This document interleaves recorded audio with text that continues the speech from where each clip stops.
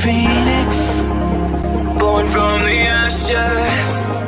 I take care of my own. Torn down where assassin.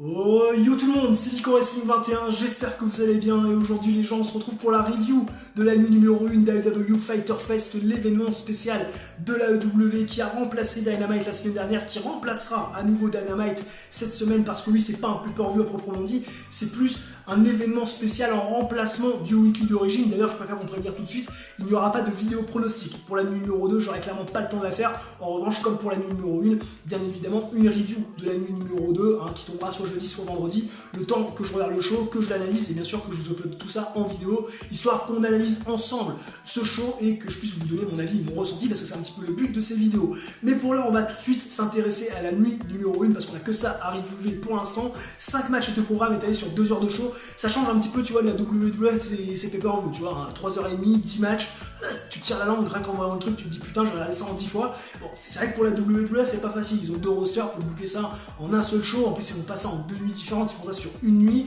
donc c'est vrai que tu te retrouves vite avec 10 matchs et 4 heures de show, tu vois, 5 matchs pour Raw, 5 matchs pour SmackDown, histoire d'équilibrer un petit peu le truc. C'est vrai que l'AEW se pose pas de questions, tu vois, ils ont un roster, un weekly, certainement aussi par choix, et ils font finalement des shows beaucoup plus courts, ou si les shows vont être longs, du coup ils font ça en 2 soirées, tu vois. Alors, les événements spéciaux ça sert aussi à ça, et donc l'été de toute façon on va être gâtés, parce que il y a bien sûr la deuxième nuit de Fighter Fest, et puis il y aura aussi dans des jours, donc pas ce mercredi qui arrive, mais l'autre, on aura Fight for the Fallen, un nouvel événement spécial finalement pour l'été, parce que bon, tu me diras, il y a beaucoup de monde qui regarde, vu que les gamins quand même sont en vacances. Mais pour l'instant, donc on va s'intéresser seulement à l'AEW Fighter Fest, donc qui s'est déroulé, première partie qui s'est déroulée mercredi dernier, 5 matchs, je vous l'ai dit, étalés en 2 heures de show, et c'était finalement de la bonne qualité, comme d'hab, de A à Z, je veux dire, voilà, c'est l'AEW, je veux dire, voilà, on n'est pas surpris, on sait très bien qu'on va avoir de la qualité, même si, je préfère vous le dire tout de suite, j'ai pas trouvé sur ces premières parties finalement de AEW Fighter Fest de matchs exceptionnels. Peut-être qu'on se réserve seulement pour la partie numéro 2, histoire de finir en fanfare. En même temps, c'est vrai qu'il y a des matchs un petit peu plus alléchants sur la carte que pour la numéro 1.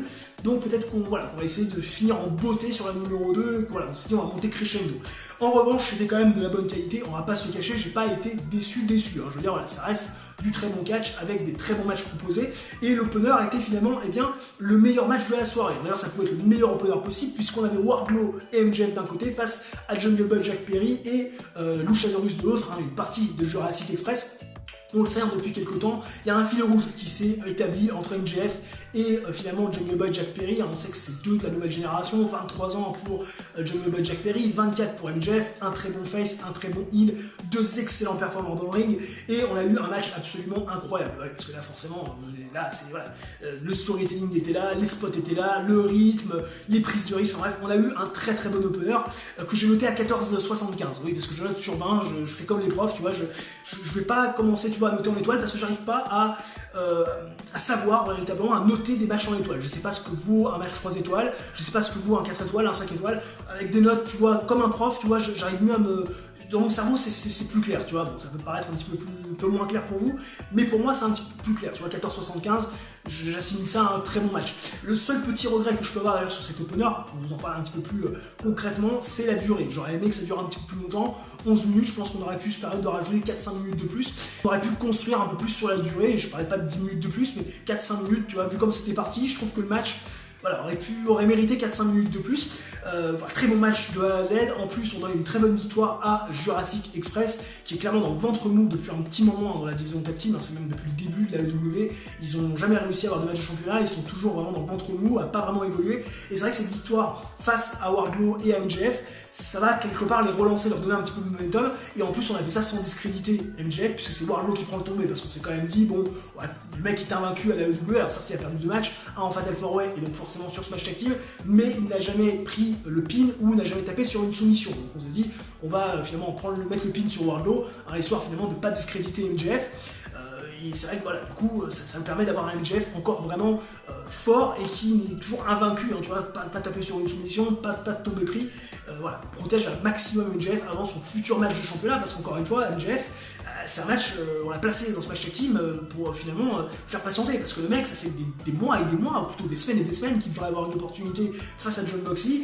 Il s'est fait couper l'herbe sur pied par Brody, il s'est fait couper l'herbe sur pied par Brian Cage, qui a décroché ce fameux jeton dans le premier ladder match de l'histoire de la WWE pour avoir une opportunité au titre dans les événements spéciaux finalement de l'été face à Jon Moxley. Donc finalement, il faut faire patienter un petit peu MJF. Donc du coup, tu vois, on a fait rentrer en réalité Wardlow et Luchasaurus, qui n'avaient pas grand chose à foutre, parce que clairement les gars, voilà, ils font pas forcément grand chose, notamment Wardlow, donc on s'est dit on allait faire rentrer en rivalité, histoire d'amener ce match tag team, pour faire patienter MJF, tout en restant finalement le laissant fort, en lui faisant, voilà, en le laissant à part de la pine ou de la soumission. Et d'ailleurs on a aussi vu à la fin des petites tensions entre MJF et Wardlow, MJF qui était là en disant mais tu fais jamais rien de bien, sans déconner, t'étais une brêle quoi. D'ailleurs il est parti de la scène en furie, MJF, laissant finalement Wardlow récupérer aux abords du ring.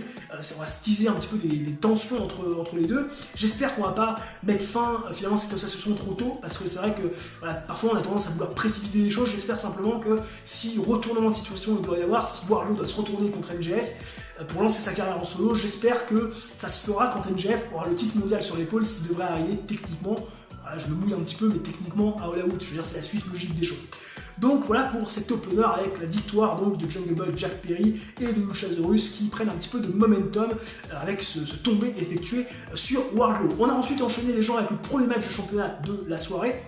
Match pour le championnat féminin donc de l'AEW, Hikaru Shida, la championne qui remettait son titre en jeu face à Penelope Ford. Alors on va pas se le cacher, c'est vrai que pour la majorité des fans de l'AEW, même assidus, on a quand même pas mal de mal à s'investir dans la division féminine. De une, parce qu'on a clairement pas de storyline intéressante, parce que finalement la plupart des storylines, plutôt la plupart des matchs pour le titre, ont tourné avec des japonaises, donc c'est vrai que voilà, du coup la barrière de la langue, soit elles n'arrivent pas à parler, soit elles te font saigner les oreilles quand finalement elles parlent anglais, quand elles essaient de parler anglais, et aussi parce que finalement il n'y a pas de star power, on va pas se le cacher, c'est vrai que c'est que des meufs de l'indie, donc du coup c'est vrai que tu as du mal clairement à trouver un intérêt, tu vois, à la division féminine. D'ailleurs on espère que Tessa Blanchard, qui a été résiliée, qui a été virée de la TNA pour une raison dont je ne me souviens plus, passera par la AEW. C'est vrai que ce serait une bonne pioche pour la AEW d'avoir Tessa Blanchard pour mettre un petit peu de star power. Mais pour le moment, on se contente de ce qu'on a, c'est-à-dire Hikaru Shida contre Penelope Ford, et c'est vrai que voilà, la rivalité n'est absolument pas travaillée, donc du coup on n'attendait absolument rien de ce match. Mais l'avantage, tu vois, c'est quand on n'attend rien de quelque chose, du moins on prend le risque de ne pas être déçu, tu vois, et pour le coup j'étais surpris, agréablement, parce que le match était bon, quoi. Il était bon, je l'ai noté à 13,5, si je dis pas de conneries, à 13,5, un match de 11 minutes, elles ont eu du temps pour promouvoir, pour raconter quelque chose. C'était un bon match, honnêtement. Hikaru Shida, elle fait le taf dans le ring. Penelope Ford, c'est une future star. Alors ok, elle a déjà 28 ans, elle a un peu d'inexpérience malgré tout, malgré déjà son âge, on va dire avancé, mais c'est vrai que généralement t'as des stars qui se forment à 23, 24 ans, comme on avait pu le faire avec Alexa Bliss, notamment, qui a tout de suite, ou Sasha Banks d'ailleurs, qui tout de suite, voilà, 23, 24 ans, était déjà au top et déjà vraiment des stars nées, tu vois. Là, c'est vrai qu'on a un petit peu de mal, à falloir polir le diamant Penelope Ford, parce qu'elle a de la capacité, je veux dire, elle est très charismatique. Elle est très visuelle aussi, elle est très magnétique, physiquement, voilà, elle est très belle, il n'y a pas de problème, il n'y a pas de soucis, pas d'angoisse, donc ça donne aussi un côté encore plus attractif. Dans le ring, elle est très athlétique, mais à défaut malheureusement, elle est athlétique, mais elle n'est pas vive. Elle n'est pas, elle n'est pas encore assez vivace, elle n'arrive pas à mettre de la rapidité, à mettre de l'intensité. Donc c'est vrai que c'est encore une fille, tu vois, que tu as du mal à pêcher et à mettre vraiment en avant. Heureusement, Hikaru Shida, sur ce match, elle a quand même réussi à gommer ses imperfections avec une très très bonne qualité in ring et une très bonne prestation de sa part. La victoire, bien évidemment, est revenue à Hikaru Shida. On va pas faire de délire non plus chelou. C'est vrai que je crois que la AEW avec cette division féminine, il faut qu'ils arrêtent de faire des conneries. Déjà, Rio, c'était vraiment pas du tout le bon choix. Je pense que c'était influencé, les officiels ont été influencés par Kenny Omega qui a dû dire écoutez, c'est ma protégée, je sais ce qu'elle vaut, elle va faire quelque chose de bien. Bon, finalement, elle a été complètement écrasée par la pression. On l'a pas vu, elle était transparente, le titre tu ne voyais pas, voilà, même elle tu la voyais pas, elle était absolument pas crédible, notamment à cause du gabarit. Nyla Rose, ok c'est la plus crédible dans un ring parce que c'est une big woman, tu vois, mais bon encore une fois c'est très basique, t'arrives pas à t'attacher au truc. Et c'est vrai que voilà, Hikaru Shida, bon, à défaut d'être excellent, je veux dire, voilà, elle n'arrive pas à promouvoir des rivalités, elle n'arrive pas, voilà, à faire réagir la foule, bon, elle est quand même un minimum charismatique, elle a un bon ring, voilà, on va lui laisser le titre autour des hanches ou sur l'épaule, comme vous voulez, on va pas commencer à faire de folie en mettant le titre sur Penelope Ford, c'est un petit peu trop tôt. Ensuite, on a enchaîné, parce que bon, là, pas non plus, on détaille les matchs, mais on va pas non plus passer 10 minutes sur chaque match, parce que sinon ça va durer une demi-heure, et je suis le premier à ne pas regarder des vidéos d'une demi-heure, parce que c'est un petit peu trop long. On a ensuite enchaîné un troisième match de la soirée, avec le TNT Championship, Cody Rhodes, qui remettait son titre en jeu face à Jack Hager. On sait, le TNT Championship, il l'a gagné face à Lance Archer. rivalité d'ailleurs qui a été promue, je trouve assez, pas de la bonne façon. C'est vrai que voilà, on aurait dû simplement se contenter du tournoi, parce que c'est vrai que du coup, là, on nous avait pondu une rivalité Lance Archer Cody Rhodes dès le début, donc avant même que le tournoi commence, donc du coup, finalement, on savait que la finale, ça allait être Cody Rhodes, Lance Archer, donc on a complètement oublié le tableau, on s'en foutait parce qu'on savait que la finale, ça allait être ça. Et puis, c'est vrai que la rivalité, je l'ai pas forcément trouvée excellente, donc c'est vrai que le titre TNT, il avait besoin, tu vois, d'avoir un petit peu de prestige sur l'épaule de Cody Rhodes, bien évidemment, grâce à des Open Challenge qu'il avait fait face, si je dis pas de bêtises, à Jungle Boy, ensuite face à Mark Quinn, ensuite face à Ricky Starks, qui a fait ses débuts il y a quelques semaines à l'AEW. Et c'est vrai que là on a voulu mettre de la star power clairement sur ce combat, en plein milieu du show, en plein milieu de la carte, comme ça, paumé au plein milieu de la carte, avec Jake Hager qui est un ancien de la WWE, qui est quand même, je le rappelle, un ancien champion du monde aussi, sous le nom de Jack Swagger. C'est en 2010, si je dis pas de bêtises, ou 2011, 2010 il me semble que c'était cette date-là. Je me souviens d'un match face à Randy Orton à Extreme Rules, qui était plutôt pas trop mal d'ailleurs. Enfin bref, on a voulu mettre de la star power, et ça a fait le taf, très clairement. Voilà, c'était pas exceptionnel. Je me fais d'ailleurs toujours la même réflexion avec Cody Rhodes, ça fait le taf, mais voilà, ça fait pas d'étincelle.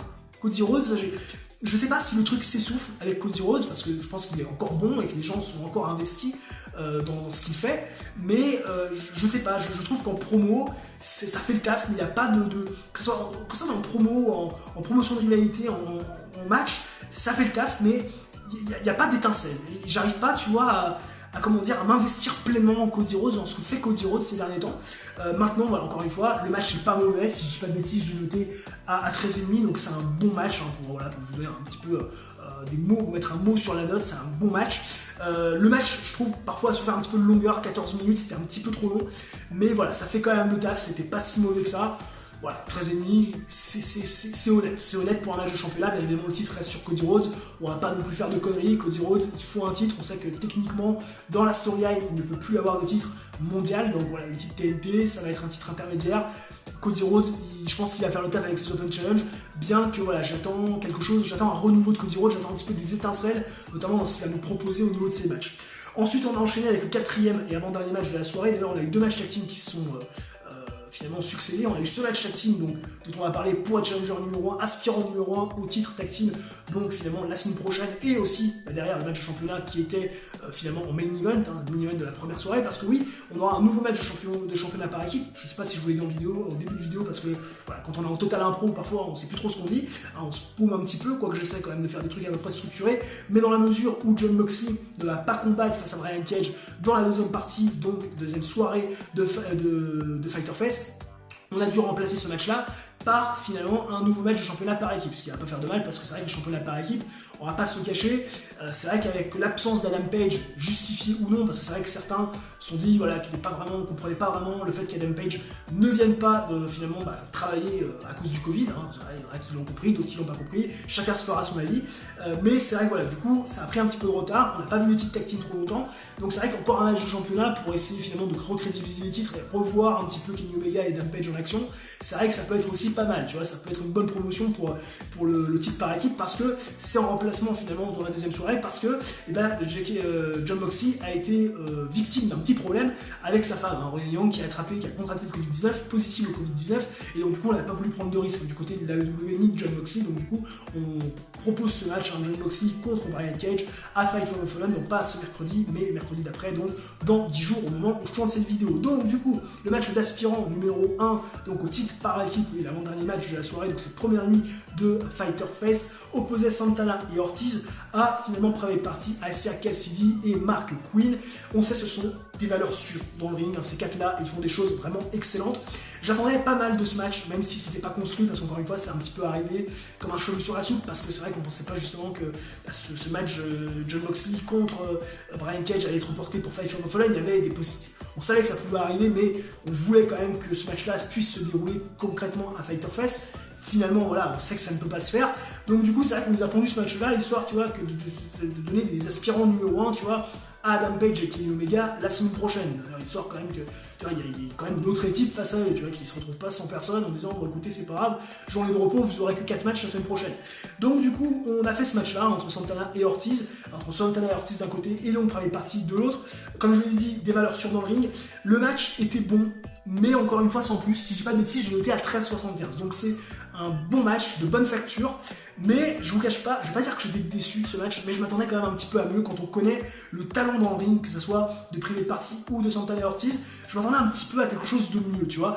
Pas forcément plus de spots, pas forcément plus de rythme, parce que le rythme était là, il y a eu quelques petits moments de flottement, logique, hein. Le match a duré, si je dis pas de bêtises, 10 minutes, quoique c'était pas très long. On aurait peut-être pu se permettre de mettre une ou deux minutes de plus, mais bon, il y a des temps faibles, il y a des temps forts dans un match, des moments mous, des moments un petit peu plus rapides, avec plus de séquences, mais là où j'étais un petit peu déçu, c'est sur notamment les mouvements à deux. Voilà, c'est les moments où ils peuvent travailler à deux sur 10 secondes ou 5 secondes, où c'était un petit peu brouillon, tu vois, c'était pas forcément toujours très esthétique. C'est un petit peu ce qui... La différence, c'est un petit peu l'écart en fait encore entre des équipes Santana et Ortiz ou Private Party par rapport à des mecs comme les Lucha Bros ou Nick et Matt Jackson et Young Bucks qui eux sont très esthétiques dans tout ce qu'ils font. Là c'était encore un petit peu brouillon, c'était bon, c'était bien exécuté, il n'y avait pas de soucis, pas d'angoisse, mais à cause de l'inexpérience de ces garçons, de Private Party notamment, et peut-être à cause du manque d'entraînement de Santana et Ortiz, à cause du confinement, ils n'ont pas pu s'entraîner correctement, c'est vrai que voilà, c'était un petit peu brouillon, donc 13,75 c'est une bonne note, c'est un match de bonne facture, mais je pense que si les deux équipes avaient été à leur top, on aurait pu taper facilement un 15,5, tu vois. Donc là, on est encore un petit peu en deçà de ce qu'on aurait pu espérer. Au niveau du résultat du match, Private Party s'impose. C'est vrai que le choix le plus logique aurait pu se porter sur Santana et Ortiz, histoire d'avoir heel contre face à la AEW, tu vois, c'est généralement ce que tous les promoteurs de catch font, hein. Heel face à face, ça se vend beaucoup mieux, il y a une plus grosse réaction de la foule. Maintenant, c'est vrai qu'avec la AEW, dans la mesure où c'est les records qui comptent, hein, elle a beaucoup d'importance, victoires et défaites ont beaucoup d'importance, c'est vrai que du coup, tu peux te retrouver avec des affrontements face et face. C'est vrai qu'on va se retrouver avec un affrontement entre deux équipes face. Là, c'est vrai qu'on va peut-être plus se permettre d'un point de vue logique de faire gagner Santana et Ortiz, leur donner un petit peu plus de momentum, parce qu'on va pas se le cacher, hein, le momentum de Santana et Ortiz, il est au chiottes. Hein. Là, depuis quelques temps, clairement, les mecs n'ont pas eu trop de temps de s'exprimer. Bon, tu me diras, celui de Private Party n'est pas non plus très haut, mais un petit peu plus haut quand même, parce qu'ils ont eu un petit peu plus de victoires, un petit peu plus d'exposition, notamment Mark Quinn face à Cody Rhodes. On sait aussi que Matt Hardy est devenu un petit peu leur mentor, et il les a d'ailleurs accompagnés sur ce match-là. Donc voilà, c'est vrai qu'on aurait pu se permettre peut-être de donner la victoire à Santana et Ortiz, mais peut-être aussi qu'on se dit que voilà, dans la mesure où Private Party n'a pas encore eu de match de championnat, on va peut-être les tester aussi dans ces matchs un petit peu spéciaux, tu vois, un petit peu ce qu'ils valent, parce qu'on va clairement pas demander la même chose sur un match normal ou sur un match de championnat, tu vois.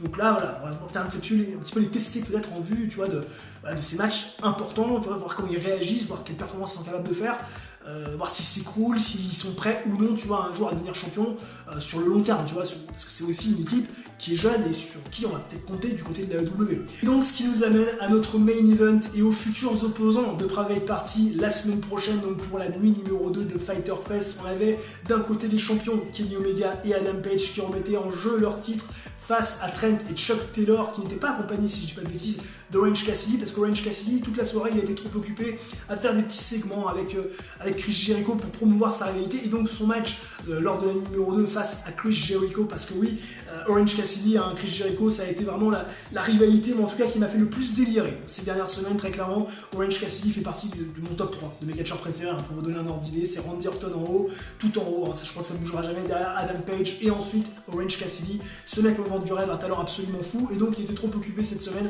ou plutôt lors de cette soirée, la première nuit de Fighter Fest, à promouvoir sa rivalité face à Chris Jericho. Donc du coup il a laissé tout seul ses partenaires, donc Trent et Chuck Taylor, face à Kenny Omega et Adam Page. J'attendais pas mal de ce match de championnat parce que c'est 4 très gros talents bien évidemment dans le ring, beaucoup de charisme, hein, du côté bien évidemment d'Adam Page. J'aime beaucoup ce que fait Trent également. Kenny Omega j'apprécie de plus en plus, c'est vrai que je connaissais pas trop avant ses débuts à la AEW, donc c'est vrai que voilà, j'apprends de plus en plus à apprécier le garçon. J'aime bien aussi Chuck, hein, qui est vraiment aussi voilà, un garçon sympathique, tu vois, tu sens qu'il y a quand même du potentiel aussi chez ce garçon, et j'attendais beaucoup de ce match. Je vais pas dire que j'étais déçu, parce que j'ai quand même noté le match à 14, qui est quand même une très bonne note, hein, dans mon barème, mais c'est vrai que voilà, je me suis dit que si les deux équipes étaient vraiment à leur top, on aurait pu taper un 17 facile, et là je sais pas, j'ai l'impression que c'était très sécure ce qu'ils nous ont fait, ils nous ont pas proposé de gros spots, pas forcément un gros rythme, il y a eu des moments un petit peu de flottement. Le match en lui-même, combien de temps il dure, hein, parce que je fais ça aussi en Total Impro, 15 minutes, je pense que voilà, ça aurait peut-être mérité 2-3 minutes de plus pour un match de championnat. Bon, voilà, c'était bon, hein, c'était même très bon par moment, mais encore une fois, avec ces deux équipes, on peut frôler l'exceptionnel, tu vois, et c'est vrai que je reste un petit peu sur ma faim, à cause d'un match peut-être un petit peu trop scripté, on l'a peut-être pas laissé justement libre cours aux lutteurs totalement, tu vois, d'ailleurs la fin aussi arrive un petit peu trop vite, avec cette layat d'Adam Page, hein, qui se fait en se propulsant dans les cordes, enfin bref, c'est par-dessus les cordes plutôt, enfin bref, c'est un petit peu arrivé vite, voilà, je reste un petit peu sur ma fin. Je pense qu'on aurait pu faire un bien meilleur match entre ces deux équipes. Les titres, bien évidemment, restent sur les épaules d'Adam Page et Kenny Omega. Il n'y a aucune raison de les enlever pour l'instant des épaules ou des hanches de Kenny Omega et d'Adam Page. Ceux qui promuent pour l'instant magnifiquement bien ce titre. Je pense qu'il n'y a personne actuellement de mieux que. Bon, après, encore une fois, sur moyen terme, il y aura FTR, il y aura bien évidemment Young Bucks. Ça, c'est quelque chose qui va arriver très prochainement, notamment face à FTR. Voilà, c'est le monde d'Ash Wilder à Scott Dawson, du côté de la WWE, Revival, pour tous ceux qui ne feraient pas trop la transition.